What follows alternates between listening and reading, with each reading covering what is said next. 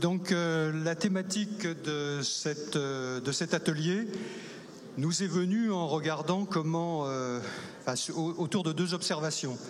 Première observation, il y a une forme de presse qui, dès les premiers jours du confinement, s'est retrouvée dans une situation très très inconfortable, c'est-à-dire la disparition de sa matière la plus traditionnelle. Tout ce qui fait vivre des centaines et des centaines de localiers, en quelques heures, avait disparu. Toute la vie associative, toute la vie culturelle, les sports, tout. Donc, premier problème, une espèce de vertige. Que fait-on quand on n'a plus de matière?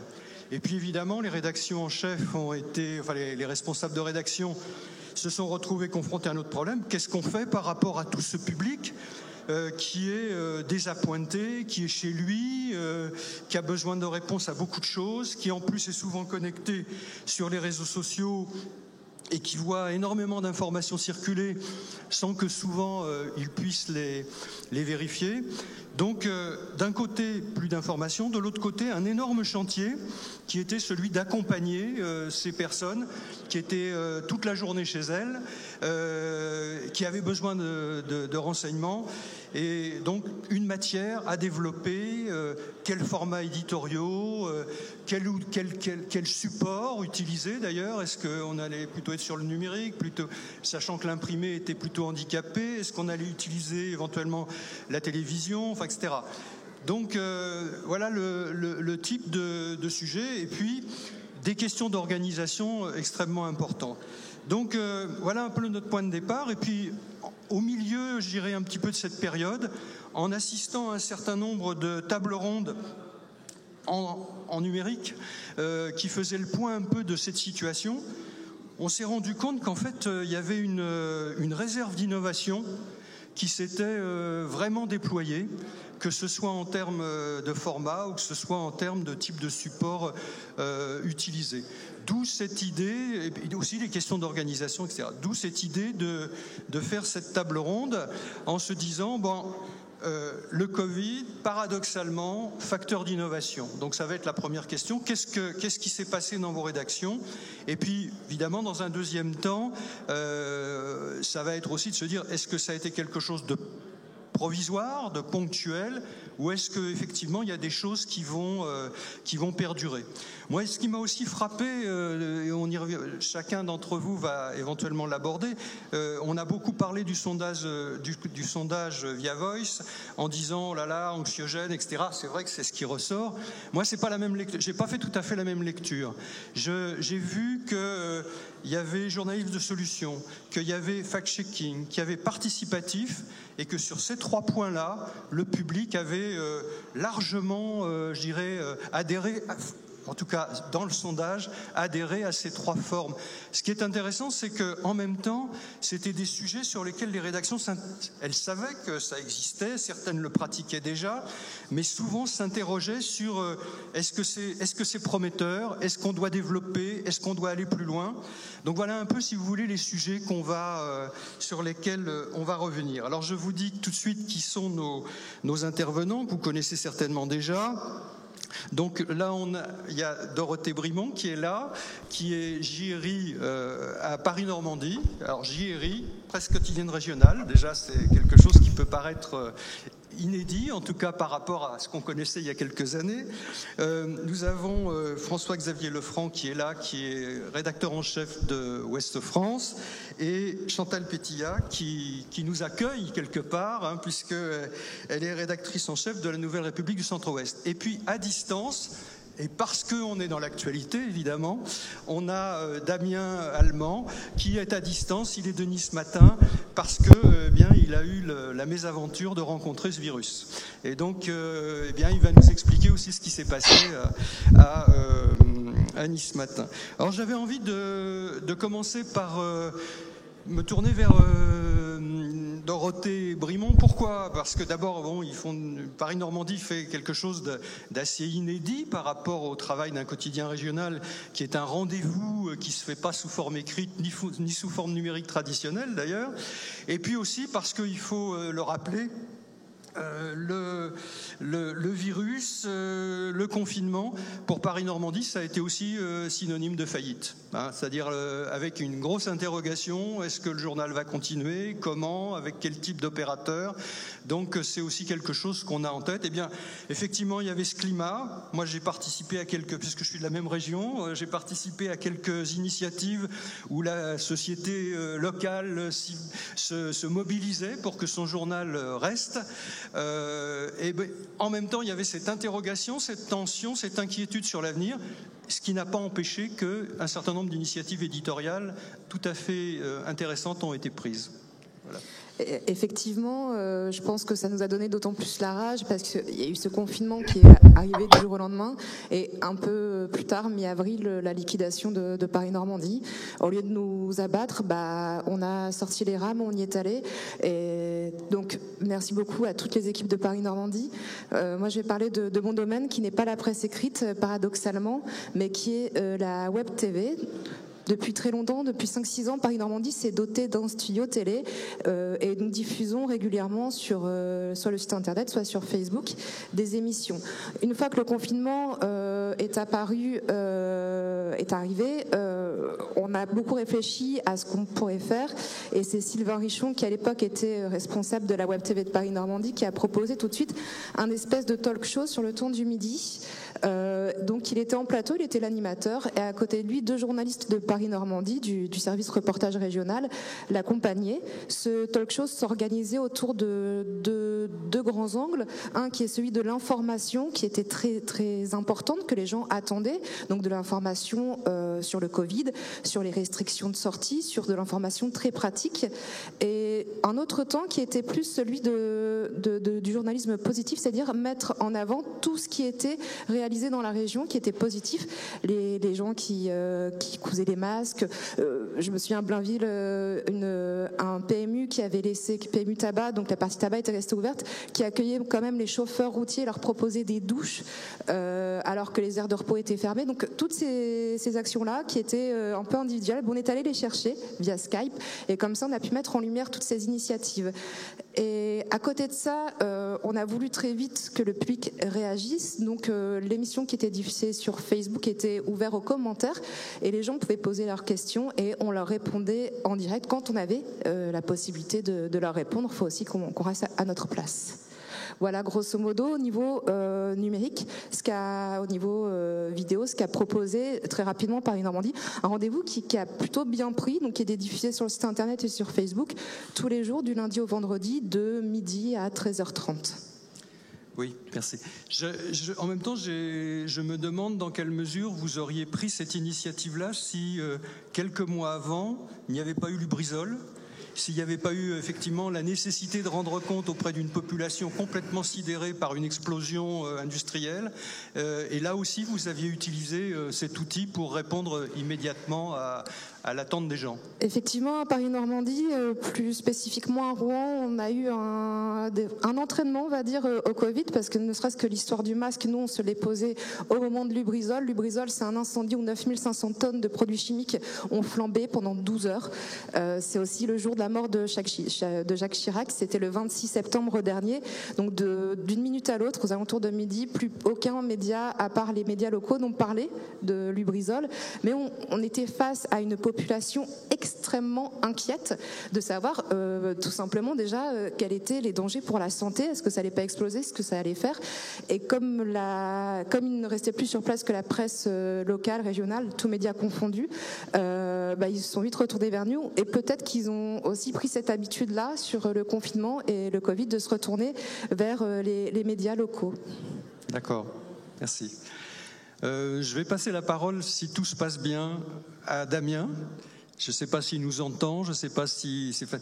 Damien, le cas de Nice Matin est intéressant parce que vous êtes aussi dans une période où vous avez, depuis quelques années, repris toute une série d'initiatives éditoriales.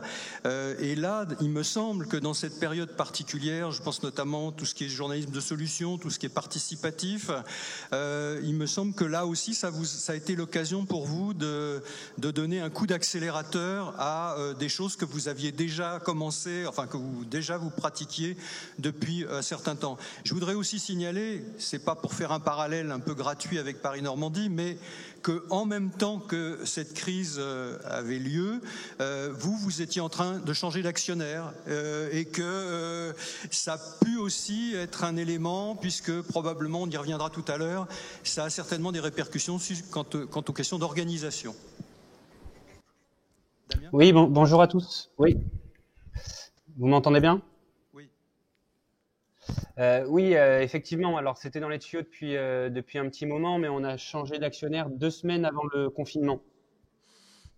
Donc, on va dire que c'est tombé à point nommé, parce que j'imagine qu'on aurait été dans la même situation que Paris-Normandie s'il n'y avait pas eu ce changement d'actionnaire sur. Nous, comment ça s'est passé? On l'a senti arriver depuis un petit moment. Il faut juste se rappeler que juste avant le confinement, on était en pleine période des municipales.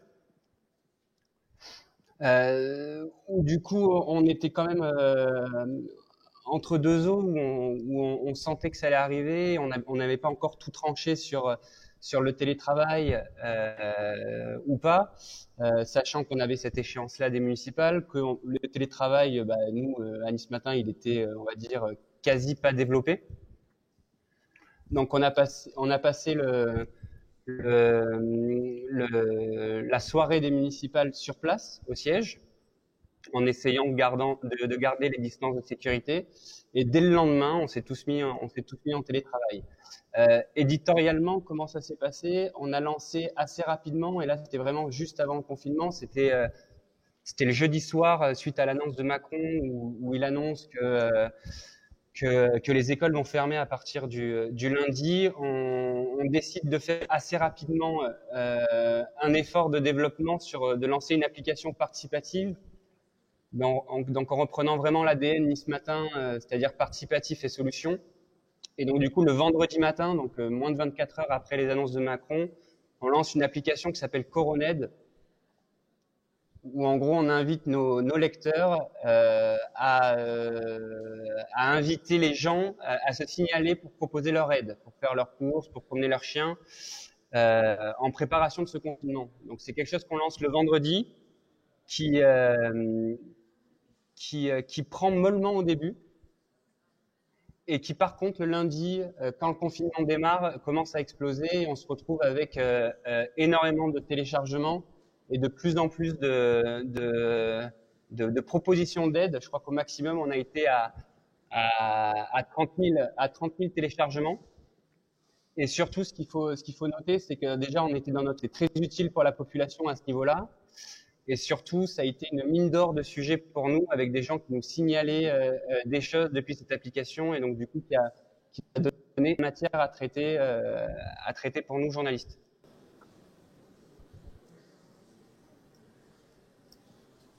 Oui. Damien ? Il n'y a plus de son. On a perdu. Par contre, Damien ? Vous m'entendez toujours ? Non. Oui. Non, on t'entendait plus. Là, on a eu trois phrases perdues. D'accord, mais j'ai beaucoup de gens j'entends beaucoup de gens parler. En tout cas, en fait, là, on me parle de Madonna dans l'oreille.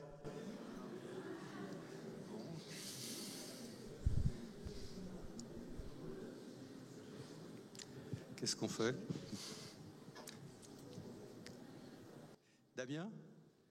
Oui, on me parle de Madonna dans le micro, là. Qu'est-ce qui se passe, là ? Bon, je sais pas, c'est peut-être en régie. On va essayer de revenir vers toi un peu plus tard, ok ? D'accord. On espère Okay. que Madonna, ça parte sur un autre micro. Alors, on va justement revenir vers un autre quotidien régional, pas tout à fait de la même taille, pas tout à fait géré dans le même contexte économique, qui est plutôt assez solide ces dernières années. Donc c'est Ouest France. Moi j'avais noté deux choses effectivement par rapport à Ouest France. Pendant ces réunions que j'évoquais tout à l'heure Les personnes de Ouest France qui étaient là nous signalaient beaucoup d'initiatives sur différents types de formats. Je crois qu'il y avait notamment des podcasts ou des choses comme ça, qui avaient pas mal mobilisé la rédaction. Et puis par ailleurs, j'ai entendu ou lu, y compris je crois des déclarations de François Xavier, disant en termes d'audience, ça a été quand même quelque chose qui nous a amené à un niveau qui, sur le numérique, était quand même tout à fait significatif. Alors, est-ce que tu peux nous donner un peu tous ces différents éléments ? Oui, je voudrais juste d'abord saluer les collègues qui viennent de parler, parce qu'on est ici aux Assises du journalisme, un métier dans lequel on croit toutes et tous. Il y a des entreprises qui ont des difficultés, mais à chaque fois, il y a des rédactions qui se battent et qui méritent vraiment d'être soutenues. Et je tenais à le dire, parce que ça fait plaisir de voir que des titres qui étaient en difficulté ont plein d'idées. Ça a été un accélérateur. Alors je vais mettre de côté évidemment l'aspect sanitaire dont on sait qu'il peut être très douloureux. Ça a mis de côté, ça a été un accélérateur assez fantastique. Alors oui, ça a été un accélérateur d'audience, mais l'audience, ça ne veut pas dire grand-chose, parce qu'on peut faire de l'audience avec des choses qui n'ont aucun intérêt journalistique. Je prendrai le truc autrement. Il y a moins d'un an, on parlait beaucoup de la défiance dans les médias. C'était devenu le thème à la mode. Je remarque qu'aujourd'hui, on n'est pas encore sorti de la crise, on n'en parle quasiment plus. Je ne veux pas dire qu'elle n'existe plus, mais on en parle beaucoup moins. Qu'est-ce qui s'est passé ? Il y a eu cette crise pendant laquelle les gens ont eu besoin d'informations, mais un besoin viscéral d'informations. Et ils se sont tournés vers les médias. Et donc, cette crise, elle nous a considérablement rapprochés de notre public. On en était proches, évidemment, mais je pense qu'elle nous a beaucoup rapprochés de notre public, énormément. Et pour très longtemps. Je pense que ça doit nous rendre optimistes, parce que le lien, et je ne parle pas que de Ouest France, le lien qui se crée dans un moment comme ça, entre des lectrices et des lecteurs et un média, c'est un lien fort. Alors, ça a été un accélérateur d'audience parce qu'on a développé l'actualité, l'actualité nationale, internationale, considérablement. On a mis beaucoup de moyens. Alors, dans le journal, ça s'est traduit par des pages en plus chaque jour sur l'actualité nationale, internationale. Et pourquoi ce parti pris ? Parce que c'est une crise mondiale que l'on vit. Et pour la comprendre, il faut regarder ce qui se passe ailleurs, il faut regarder comment les autres pays la vivent, comment ils affrontent cette crise. Et donc nous, l'équipe des journalistes et nos correspondants à l'étranger ont été très mobilisés pour suivre ça. On a beaucoup investi l'aspect scientifique, on en parlait tout à l'heure lors de la précédente table ronde. C'est important d'expliquer ce qu'est ce virus. Et il y avait une demande très forte d'information. Et puis sur la vie des régions et la vie locale, alors il y a souvent beaucoup de clichés qui courent sur la presse qu'on appelle la PQR, qui est un terme que je déteste. Je déteste ce mot PQR qui est très, très connoté. Et on devrait parler de journaux ou de médias de territoire. Parce que derrière le mot PQR mal utilisé, il y a, je trouve, un vieux fond de mépris pour les régions, pour les territoires, pour le local. Souvent, on parle des journaux locaux avec un espèce et le local redevient bizarrement à la mode. Donc, sur l'actualité, sur les territoires, effectivement, il y a beaucoup d'activités qui se sont arrêtées. Mais on n'est pas différent des autres. Quand il y a un conseil des ministres à Paris, il y a plein de journalistes dans la cour. Et puis quand il n'y a pas de conseil des ministres, ils ne sont pas là. Donc à Paris aussi, la vie, elle est organisée par des rendez-vous. Voilà. Mais ça a été une chance fantastique, puisque ça a permis aux rédactions de reprendre totalement l'initiative sur les choix de contenu. Et il n'y avait plus de choses organisées, mais en fait, il s'est organisé des tas de choses partout, au niveau local. Je me souviens, moi j'ai un exemple que j'aime bien citer, c'était au cœur de Rennes, dans une rue, des gens qui ont pris l'habitude de se parler d'un balcon à l'autre, des gens qui ne se connaissaient pas. Et grâce à cette crise, chacun était enfermé chez lui, et puis ils ont pris l'habitude comme ça, et on a raconté plein d'histoires comme ça. Il y a des histoires humaines fantastiques, des histoires de gens qui se donnaient le coup de main, des histoires de gens qui étaient au boulot et qui ont des boulots difficiles dont on ne parle jamais. Effectivement, ça semble un exploit d'avoir interviewé un éboueur, mais pourquoi est-ce qu'on ne parle jamais des éboueurs? Donc ça nous a remis, je pense, à tous les yeux en face des trous. Notre métier est un métier formidable, très important dans la vie des gens. Et moi, c'est ce que je veux retenir de cette crise-là. Alors après, oui, on a innové, on a fait on a développé des podcasts, on a fait pas mal de choses, on a lancé plein de rubriques, on a développé de façon très forte le dialogue avec les lecteurs, le courrier de lecteur, qui est un truc très ancien, le courrier de lecteur, mais on finissait au fil des ans par oublier que c'est un contenu extrêmement attendu par un public constitué par des gens qui ont plein de choses à dire. Eh bien, le courrier de lecteur, il s'est développé. Les questions de lecteurs posées en direct et auxquelles on répondait en direct sur nos supports numériques et dans le journal, on a beaucoup développé ça. Au passage, c'est un truc qu'on va nous continuer à développer fortement en y mettant des moyens. Donc, un lien très fort a été créé. Et puis, je crois que ça nous a aussi, ça continue à nous ouvrir sur le monde. Parce que là, on voit bien ce qu'est la mondialisation. Cette crise, elle est mondiale. Et donc, ça a été assez passionnant, je trouve, de traiter ça, de la traiter aussi sous cette forme-là, au niveau local et puis au niveau du monde. D'accord. Merci. Chantal, alors... Déjà, peut-être un peu sur le plan éditorial, etc., qu'est-ce qui s'est passé? Mais quand on en a parlé de cette rencontre, vous m'avez dit, en plus, chez nous, ça correspond à un moment où on retravaillait sur les questions d'organisation et du coup, concrètement, qu'est-ce qui s'est passé? Ce qui s'est passé chez nous, bonjour à tous d'abord, ce qui s'est passé chez nous, c'est ce qui s'est passé dans toutes les rédactions, c'est-à-dire que du jour au lendemain, les plateaux se sont vidés, tout le monde est retourné à la maison, donc normalement une rédaction c'est un endroit où ça vit, ça bouge, ça discute, ça échange, ça s'engueule, voilà, et tout d'un coup...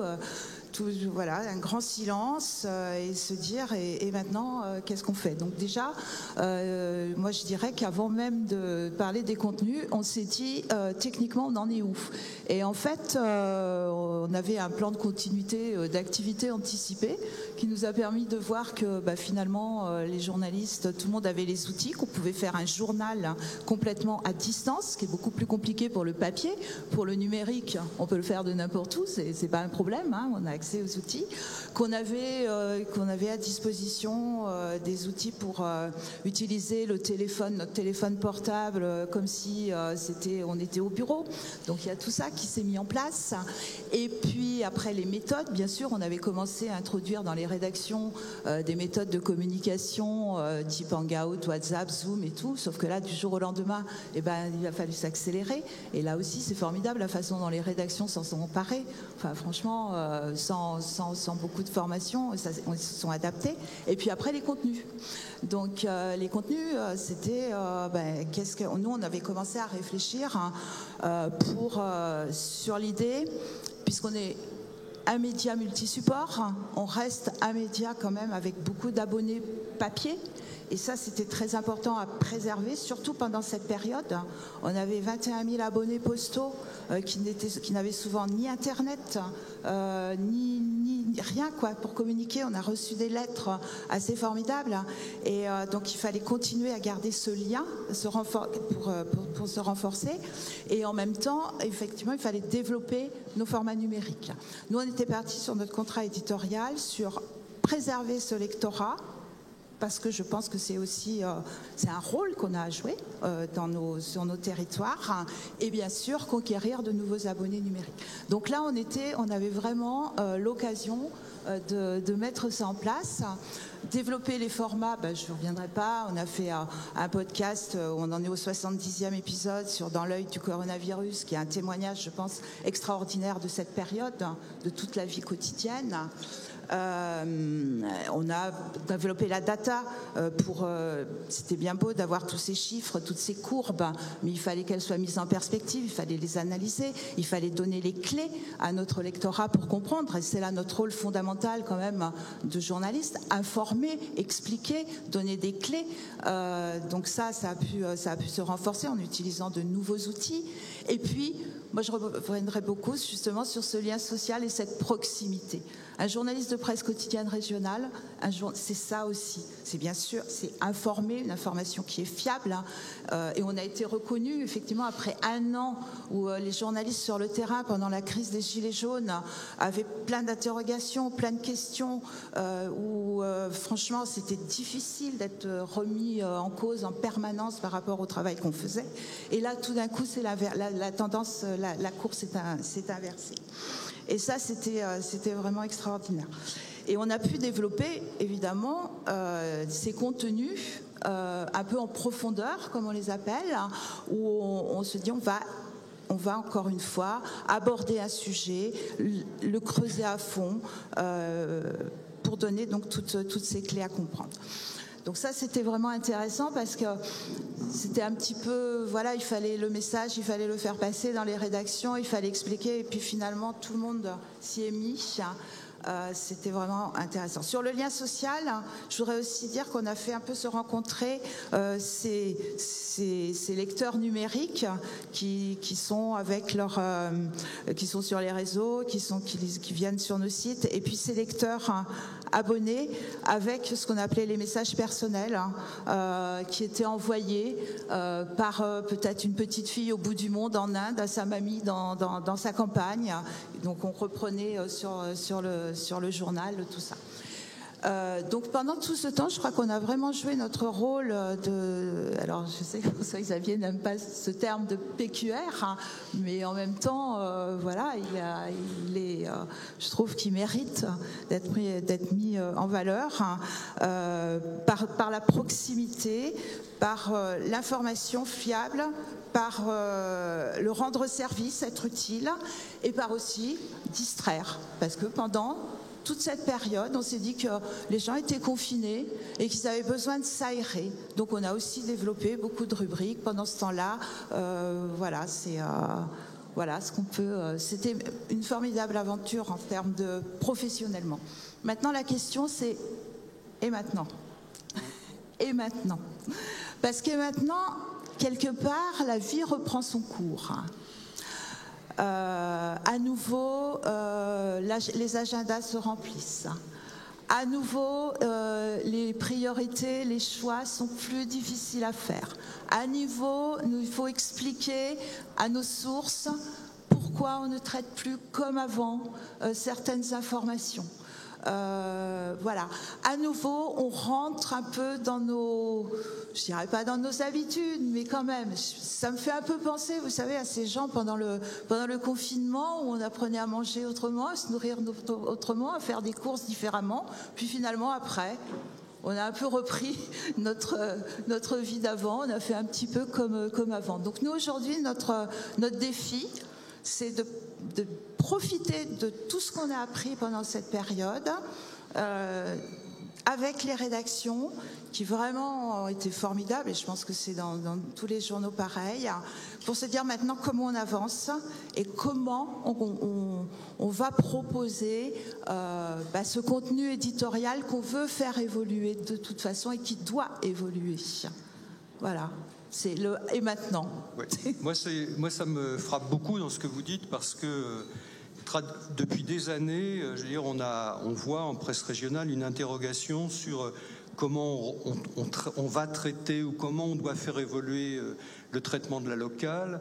On entend aussi beaucoup de témoignages de journalistes qui nous disent, soit en local, soit au siège, c'est compliqué en termes d'effectifs, en termes de compétences à mettre en œuvre.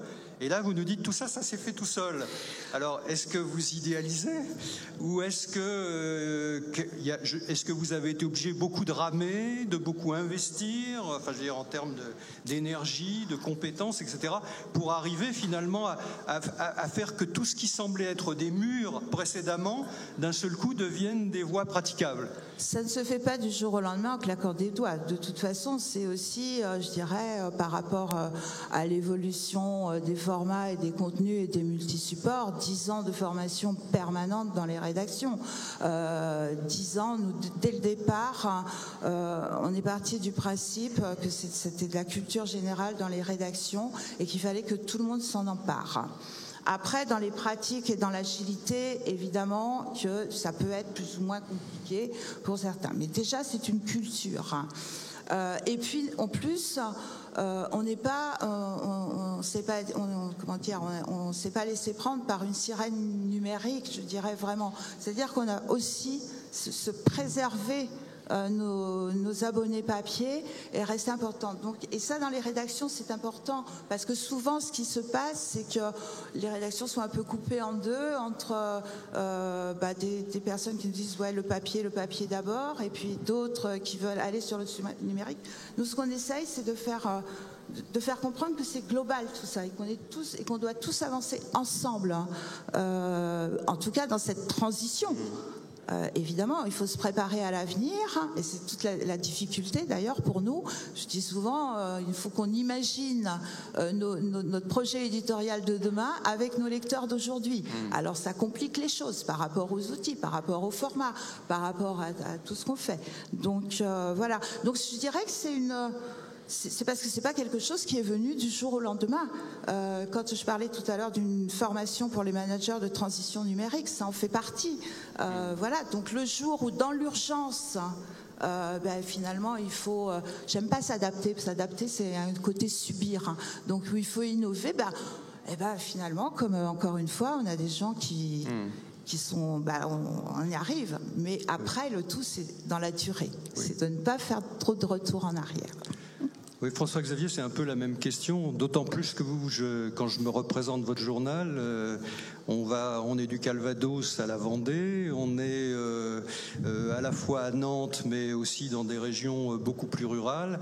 Comment, à partir du moment où vous avez voulu répondre à un certain nombre de questions plus transversales que ce qu'on faisait dans la locale traditionnelle, comment s'est fait ce travail et comment plusieurs centaines de journalistes ont dû faire ce travail, parce que combien de localiers à Ouest-France ? À Ouest-France, il y a 580 journalistes professionnels et il y a 480 localiers. Donc 480 journalistes qui ont été obligés complètement de changer leur manière de travailler pendant plusieurs semaines. Tous les journalistes, même les localiers, les secrétaires de rédaction. On a été à un moment avec une rédaction à 80% en télétravail, ce qui nous aurait d'ailleurs paru impossible avant. Mais tout le monde a appris à bosser différemment. Et au passage, on a d'ailleurs trouvé des zones de souplesse dans les organisations dont on va s'inspirer pour la suite. C'est extrêmement intéressant de voir que quand on sort du bureau, où il faudrait être le moins possible, enfin il faut y être, mais quand on sort du bureau, finalement il y a des choses qui se passent. Je pense que l'une des solutions, c'est d'être capable de retrouver demain du temps de reportage, c'est-à-dire du temps de qualité sur le terrain, du temps de qualité consacré aux gens qu'on rencontre, du temps d'écoute, du temps de reportage. Et ça, effectivement, ça coûte de l'argent. Ça, c'est des moyens, mais c'est des bons moyens. Le reportage, l'enquête, c'est des passages où on ne réinvente rien, c'est les fondamentaux du métier. Sans doute qu'on fera moins de sujets en nombre demain dans ces titres de territoire sur lesquels on essayait toujours d'être présent dans chaque commune et on essaie d'être proche des gens. Sans doute que demain on fera moins d'articles en quantité, mais chaque article, vraiment chaque article doit être travaillé avec le souci de l'approfondissement journalistique, avec le souci vraiment d'aller au bout du sujet. En y prenant le temps qu'il faut. Nous, demain, on va faire la une de Ouest-France avec, c'est pas l'Ouest, c'est Oradour-sur-Glane. On est retourné à Oradour, on a envoyé 2 journalistes pendant 5 jours, parce qu'on s'est dit, on choisit de faire ce reportage-là. On passera dans toutes nos éditions, il y a plein d'actualités nationales, internationales qui vont venir percuter ça, mais on fait ce choix-là. Dans les locales, c'est pareil. Il faut être capable de s'arrêter sur des sujets, me semble-t-il, qui nous paraissent importants, et de les prendre à bras-le-corps, et d'aller au bout.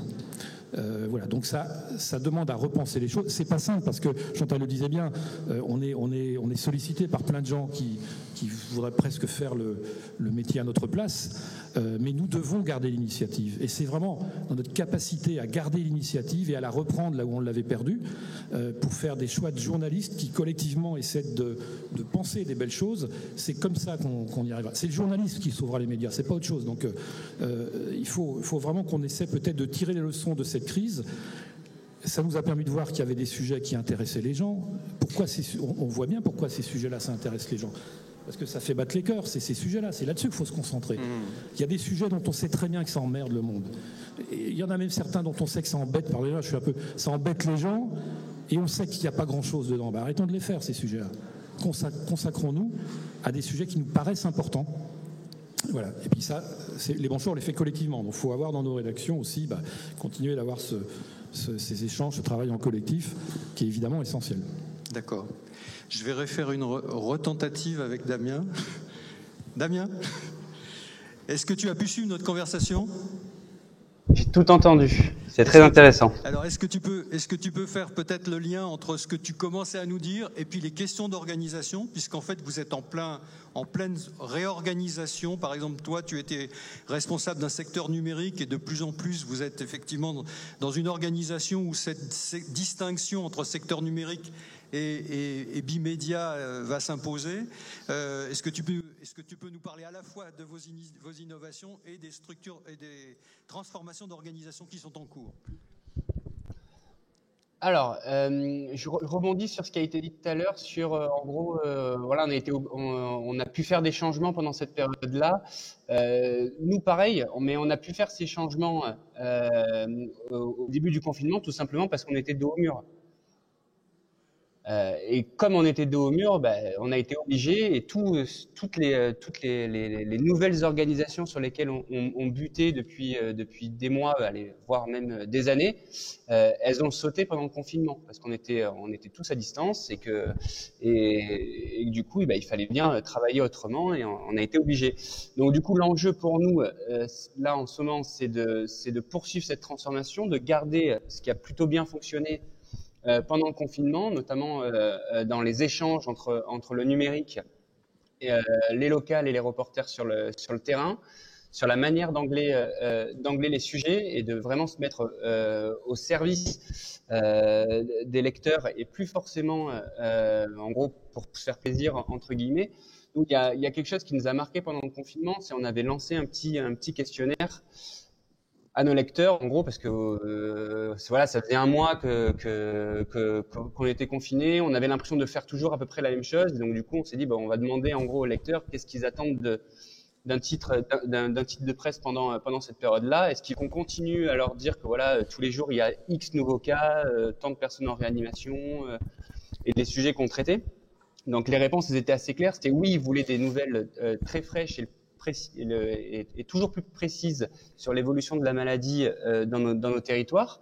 Et après, on avait eu plusieurs retours qui nous disaient en gros, messieurs les journalistes, écrivez clairement, arrêtez de vous faire plaisir, arrêtez de faire des jolies phrases et tout, on veut juste comprendre exactement les mesures et les conséquences sur nos vies qui ont été prises dans nos communes ou à plus grande échelle.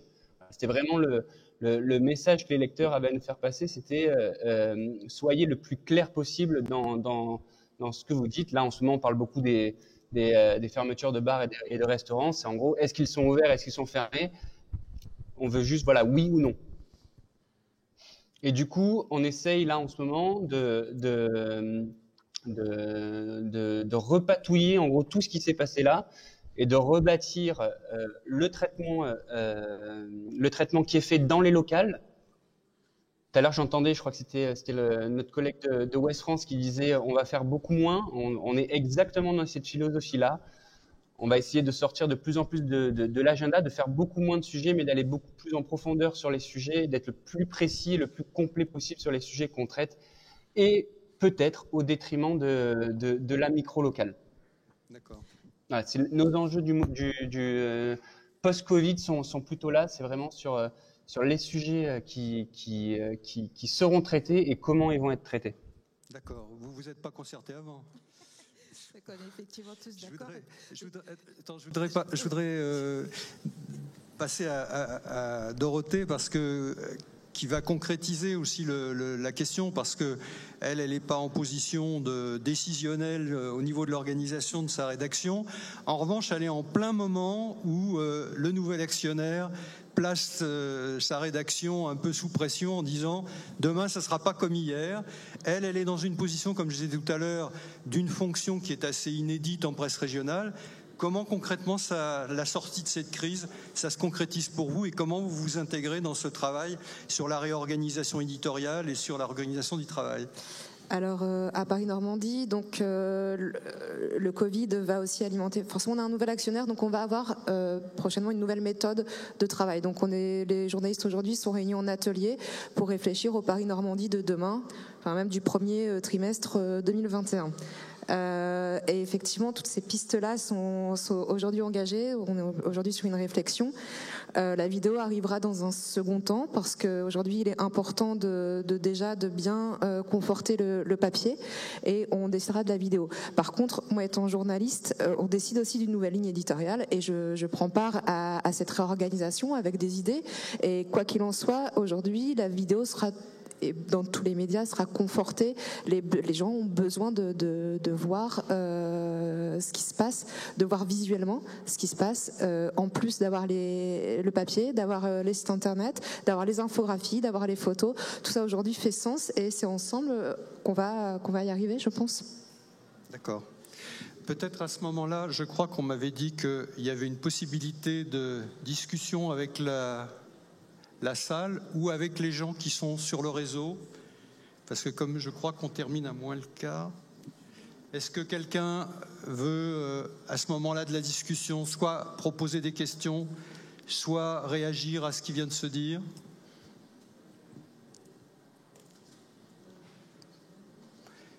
Et sur le réseau, est-ce qu'on a quelque chose? On a des... Je ne sais pas qui doit me dire s'il y a quelque chose d'ailleurs.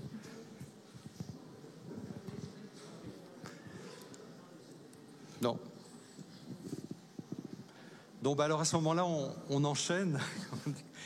Chantal, je crois que vous aviez envie de réagir par rapport à... C'était une petite réaction sur le fait effectivement qu'il faut donc... on est tous, on voit qu'on travaille tous dans le même sens, qu'on a tous la même réflexion sur faire des choix et aller en profondeur dans les contenus. Et une des difficultés, ça va être, je dirais, d'éduquer nos sources, d'éduquer ceux qui avaient l'habitude finalement qu'on traite un peu tous les sujets tout le temps, qu'on les évoque dans le journal sans trop se poser la question de finalement en quoi c'est utile encore à nos lecteurs, ce que j'appelle le râteau, ça change leur vie quotidienne. Et je pense que pour moi, c'est le plus difficile. Ouais, cette pression, ces appels, mais pourquoi vous n'êtes pas venus? Mais quand même, Eh ben, il va falloir leur dire non, c'est un choix. Et en même temps, leur dire qu'ils ont tout intérêt à ça. Parce que plus on expliquera à quoi ils servent, plus on expliquera ce qu'ils font, plus on donnera, plus finalement leur travail sera, ou non, s'il n'a aucune raison de l'être, mais s'il a une raison de l'être, il sera mis en valeur. Mais ça, il va falloir... bien l'expliquer. Enfin, en tout cas, je pense que c'est dans toutes les rédactions la même chose, et c'est souvent ce qu'on nous dit quand on a fait des ateliers aussi avec la rédaction il y a un petit peu plus quelques temps, justement pour construire ensemble ce projet éditorial, et c'était souvent ce qui revenait. Oui, mais qu'est-ce qu'on va répondre? Comment on va faire? Et comment on va être ferme par rapport à ces choix que l'on fait. Voilà, c'était vraiment aborder cette précision parce que je pense que ça va être le plus difficile. D'accord. François-Xavier? Je pense qu'on a connu, on n'est pas sorti de la crise du Covid, mais on a connu de grandes crises, les gilets jaunes et ça. Et ça nous place devant des grandes questions qui intéressent toute la société, des questions d'aménagement du territoire, des questions de mobilité, des questions d'accès à l'emploi, des questions de modification du monde du travail dans ces organisations et tout ça. C'est des grands thèmes transversaux sur lesquels nos rédactions doivent être à bloc. Et nous, on a la chance, étant sur des territoires, d'être au contact, sur des territoires très différents, au contact, j'ai envie de dire, de la vraie vie. Alors, je ne veux pas dire que les autres ne sont pas au contact de la vraie vie, mais au contact de situations territoriales très différentes. Et c'est une chance formidable pour travailler ces grandes thématiques-là. Seulement, il faut le faire avec des formes journalistiques élaborées, innovantes. Il faut aussi essayer d'innover. Le biais demain, c'est pas de parler de chaque commune tous les jours et en permanence. C'est pas ça. C'est de parler tous les jours des sujets qui intéressent les gens et qui les concernent dans leur vie quotidienne. Les questions de mobilité, ça concerne plein de gens. mobilité dans les villes, mobilité dans le monde rural, les questions d'accès à l'emploi, les questions de ces professions qui se sentent méprisées, dont on semble découvrir qu'elles ont un rôle important. Il y a des tas de gens qui nous attendent voilà. Donc passons du temps avec eux, retournons sur le terrain parce que nos écrans nous en éloignent trop. Retournons sur le terrain et dégageons le temps nécessaire à ramener des choses solides, à faire du bon journalisme, proche des gens. C'est vraiment ça. Alors peut-être, pour moi, observateur de l'extérieur, ce que j'ai cru voir ces dernières années, c'est que les rôles traditionnels des localiers avaient eu tendance, je dirais, un peu à s'asphyxier, parce que vous leur demandiez de préparer des textes, d'être en phase avec le timing du web, d'être capable de faire de la vidéo. Et là, ce que j'entends, c'est une espèce de renversement de problématique, c'est-à-dire par rapport à ces gens qui disaient on n'a pas le temps de tout faire, on est en train de courir dans tous les sens, on est un peu en train de s'asphyxier. Là, vous nous dites, au contraire, le temps va se rallonger, il y aura davantage de choix, etc. Ça concerne y compris, je dirais, la manière dont chaque localier va travailler, ou est-ce que vous allez mettre moins de gens sur le terrain et ramener davantage de gens, par exemple, au siège? D'abord, l'info numérique, c'est pas nouveau, ça fait bientôt un quart de siècle. Oui. Et pendant longtemps, effectivement, on a cherché. Alors on s'est dit, voilà, il faut faire du texte, il faut faire de la vidéo, maintenant il faut faire du podcast, il faut faire de la data, il faut faire faut tout faire. Il faut justement pas tout faire. La seule chose qui est importante, la seule question qui est importante, c'est de savoir ce qu'on a à raconter aux gens. C'est ça qui est important. Le reste, c'est pas anecdotique, mais c'est pas ça le plus important. Qu'est-ce qu'on a qu'est-ce qu'on veut raconter aux gens? Voilà, concentrons-nous là-dessus. Et le numérique nous donne des outils nouveaux, donc c'est plutôt intéressant. Il faut le voir comme ça. Mais quand on a une caisse à outils, on n'utilise pas tous les outils en même temps. On choisit l'outil le plus approprié. Il faut choisir l'outil le plus approprié. Mais qu'est-ce qu'on a à raconter aux gens? Est-ce qu'on a encore des choses à raconter aux gens? Est-ce qu'on a encore du temps pour aller chercher des informations que les autres n'ont pas et ensuite les travailler? Revenons aux fondamentaux du métier.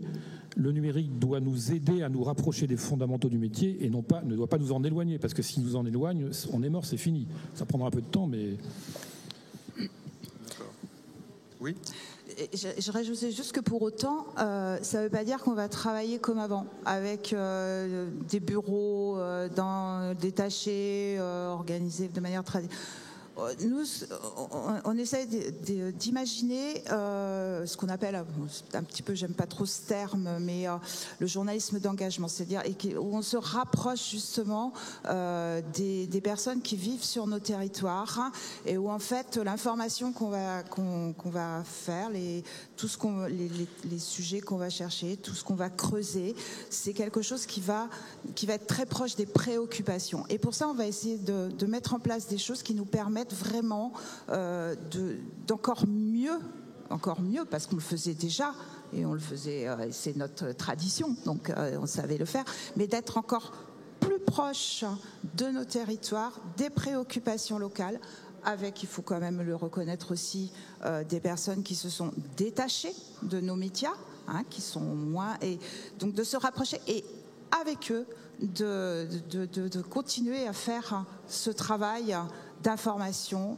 d'expliquer, d'aider à comprendre. Encore, j'insiste là-dessus parce que je crois que c'est vraiment ça. On n'est pas là pour dire voilà ce qui se passe et il faut penser. C'est pas ça, c'est plus ça notre métier. Donc voilà. Et là, je pense qu'il nous faut innover dans les territoires aussi sur nos organisations, sur comment on va avec nos lecteurs, pour eux, quel que soit le support. Qu'il soit numérique, qu'il soit journal, comment on va continuer notre mission d'information. Peut-être Damien, si tu veux réagir. Je pense aussi à Nice Matin, avec un quotidien qui a une très grosse ville et en même temps un arrière-pays très rural. Comment effectivement ces questions-là se reposent dans un contexte tel que le vôtre? Ça va peut-être vous surprendre ce que je vais dire, mais pour moi, en fait, la clé, c'est le journal papier. C'est le journal papier parce que tant qu'on sera sur en gros le journal qu'on fait depuis des années, qu'on gardera les habitudes de traitement des sujets, qu'on gardera les mêmes paginations qui sont parfois énormes. Et bien, tout ce qu'on dit sur oui, il faut dégager du temps aux journalistes pour faire de l'enquête, pour faire de l'approfondissement, que j'ai entendu pour faire des podcasts, des vidéos ou quoi, il ne pourra pas le faire parce que on va se heurter à ouais, mais j'ai 10 pages à faire pour demain dans le journal.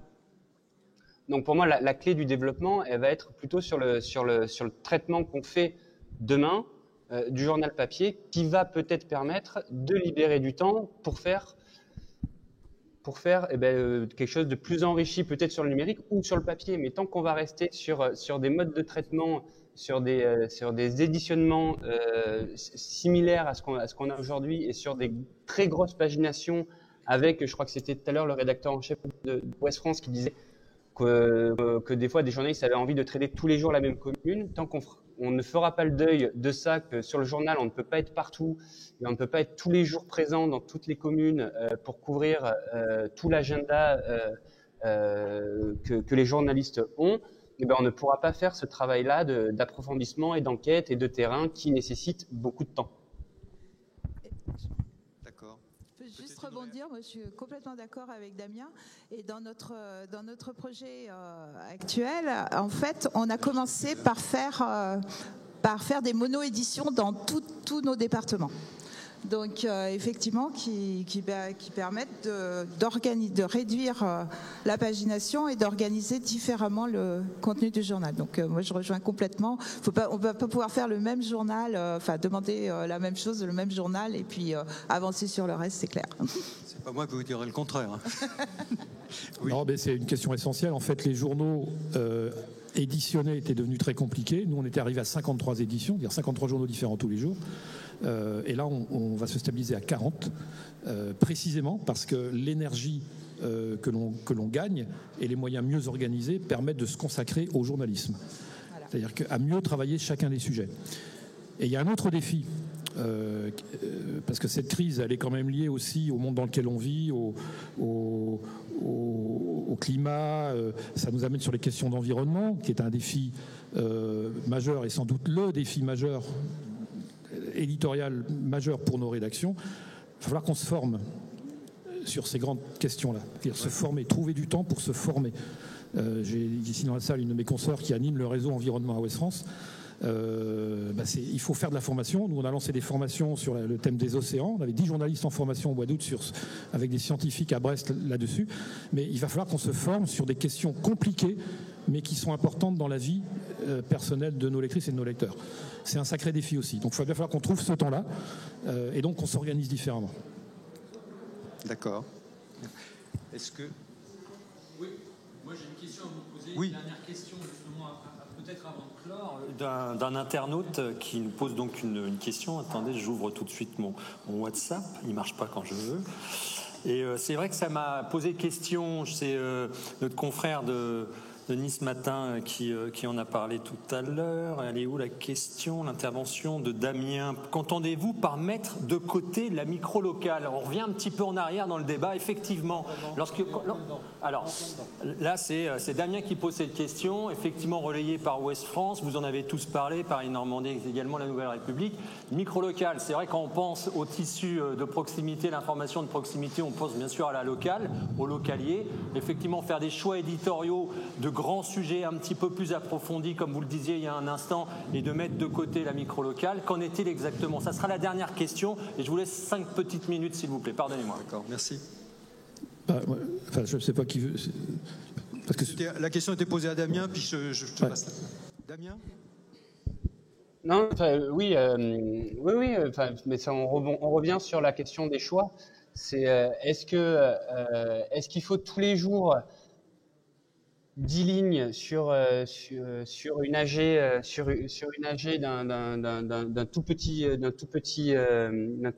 toute petite commune?